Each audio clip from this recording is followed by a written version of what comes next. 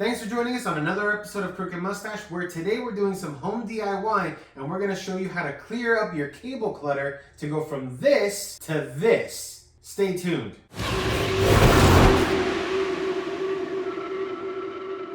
So today I'm going to show you guys how to actually make your TV appear like it's floating and your soundbar as well. I should point out you do not have to be a certified electrician to do this, but you do need to have some understanding of what you're dealing with. The number one thing you're going to want to do is you're definitely going to want to turn off the breaker to the outlet you're using. So our goal is to make the TV look like it's floating as well as the soundbar floating below it.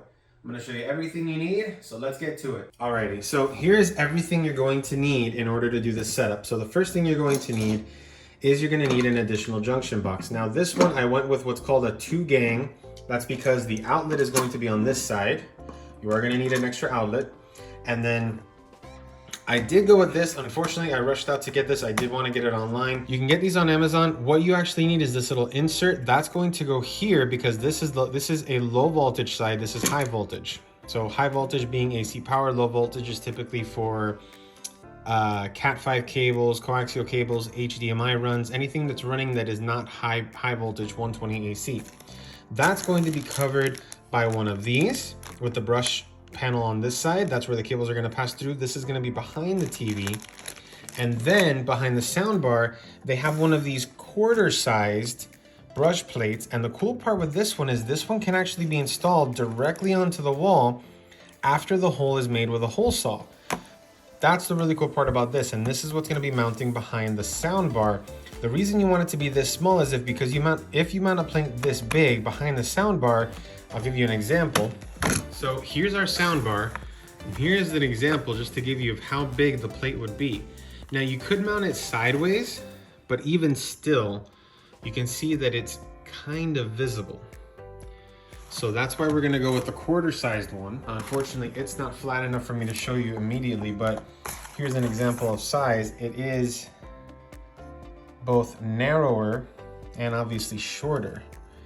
So this will actually hide right behind the soundbar itself. And the reason we're using low voltage is because although the soundbar, and I'm showing it here on screen, although the soundbar is powered, is connected to 120 volt, the part that we're passing through the wall is the part of the cable or the part of the power line that is after the adapter. So it is low voltage. We can pass it through without having to have a full-blown junction box. The only other thing you're going to need is some Romex. This is the wire that goes in your wall. I did get 50 feet just because I'm going to be doing more projects in the future, but I did go with 14-2. This is not going to be anything very, very high powered plugged into this outlet. I didn't need anything super heavy duty, but this does have your ground, your common, and your hot, if I'm correct. If not, I'll put it here down in the description. So with the exception of a drywall saw, that's all you need. That and a screwdriver. So let's get started. The very first thing we're going to do is we're going to take the TV down and the soundbar off of its mounts. In my case,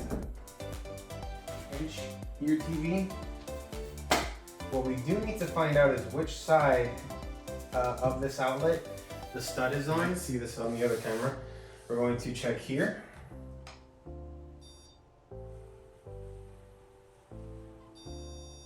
Okay, so it's pretty clear that the stud is to the right of this outlet.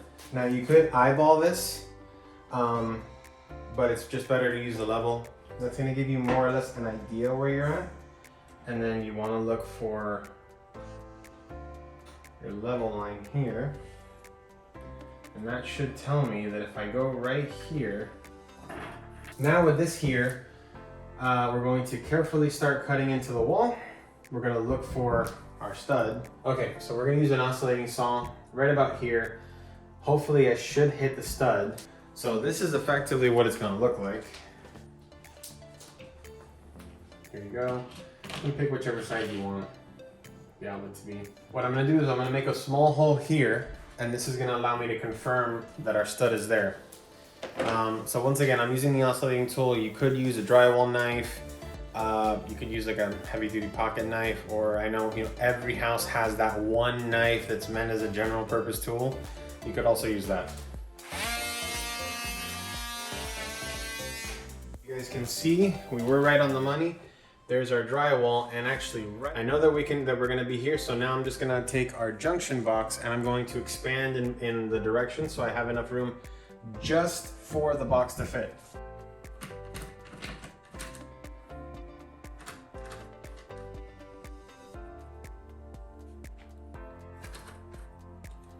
And then once that's basically drawn, we can actually flip it the other way, because what we want to make sure this can sort of rest against the drywall, because that's what it's going to pull towards this side. There we go.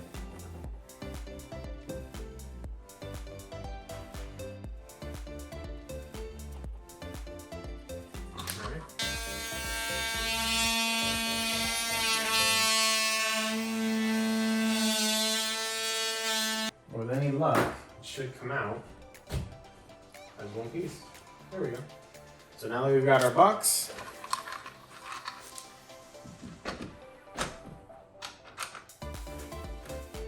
we need a little bit of adjustment.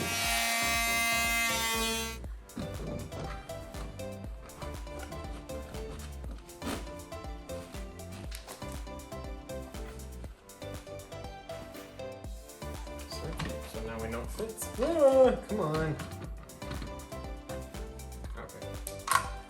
So now we know that it fits. Now I'm just gonna bring the power off of the one side of the outlet that I need to power this box.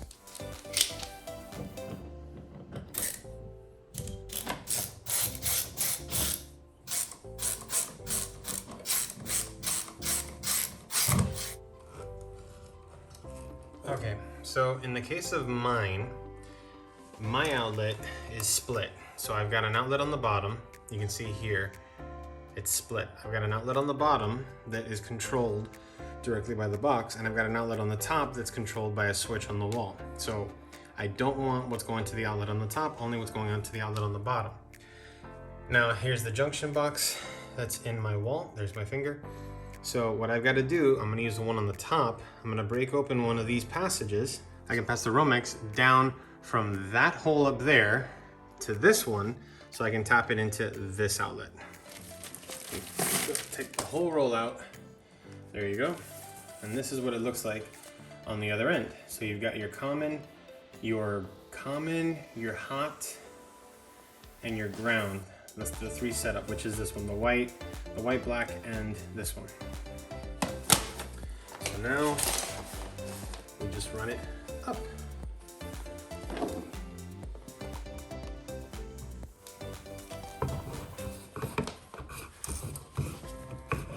There we go. So now I probably put through way more. Oh no, that was right on the money. There we go. Yeah, I did. Because of the tension in the wire, I put way more than I needed. So all we have to do to fix that is pull some back. Only need a little bit of slack. And what I'll do is, to make things easier on myself, I'll wire this side up first, get everything set, and then I can just run the wire. Let me show you guys here something. If you saw on the other one, this part was split. And what that allows you to do is separate this outlet from this outlet. That's why both, again, I'm not an electrician, this is just basic understanding. With them split, that means this circuit and this circuit can be different. So you can have a switched circuit. Let's say you have a switch in your house like ours does, which has like very 90s wiring where everybody wanted the outlets hooked up to switches on one, and then you have the other one directly to the box.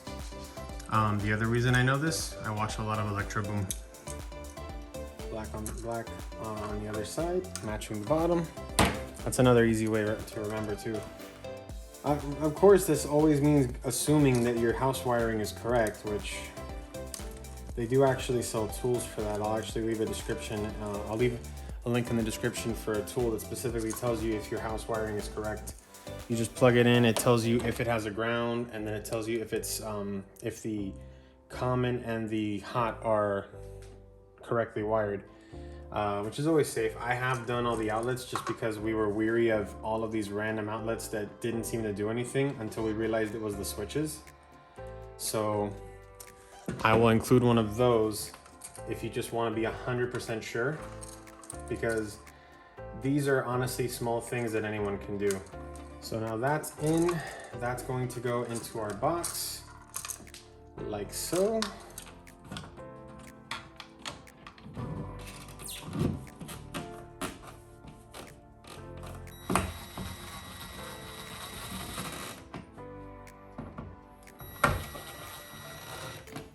There we go.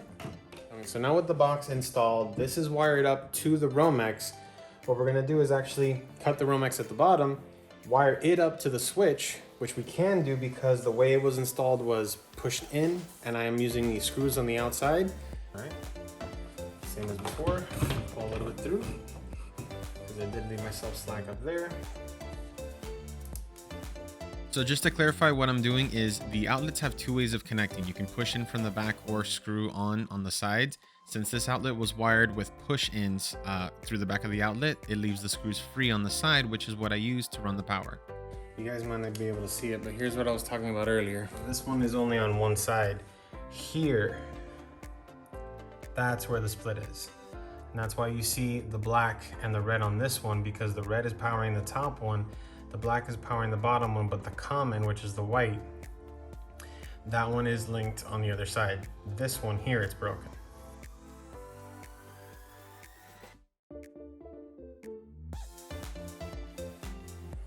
And now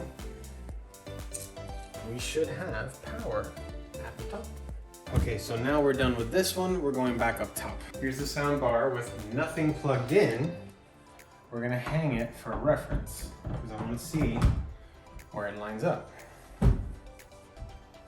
Okay, so the idea is we want this thing to end up as close to the middle of the road as possible so that it's not visible, preferably at all. Because of the stud placement, we have to put it on this side, which sucks. I would really have preferred to put it here in the middle. Okay, so what I'm doing now is I'm using the pencil to give myself an idea of exactly where the height of the soundbar lands.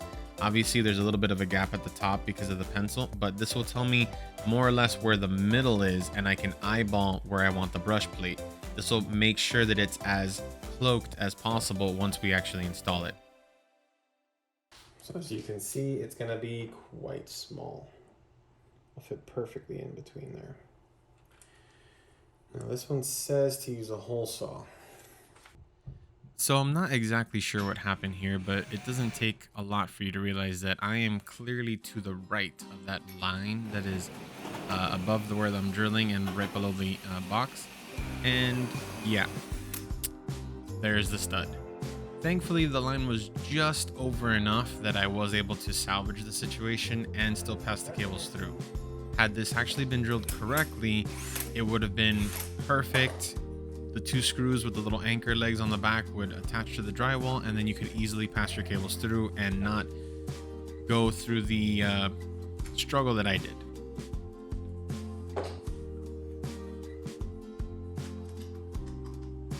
That hole, from my perspective, is completely to the right. The good thing is I can vaguely pass a cord through there, which is what I'm going to try to do.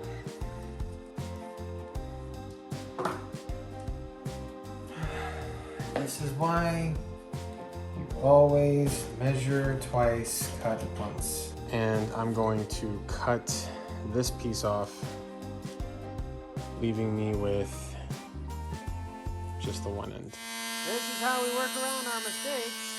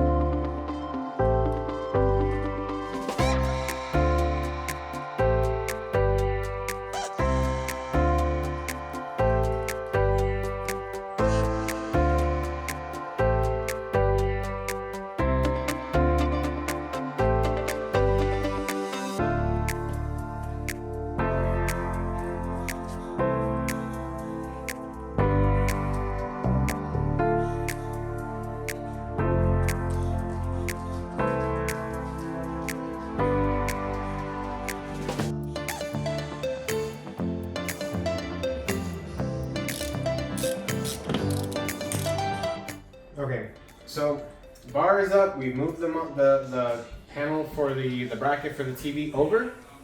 So now that's all set to go. Now the next thing for us to do is plug in the power for the TV and for the soundbar. So here we go. I can no longer need this. So here we go.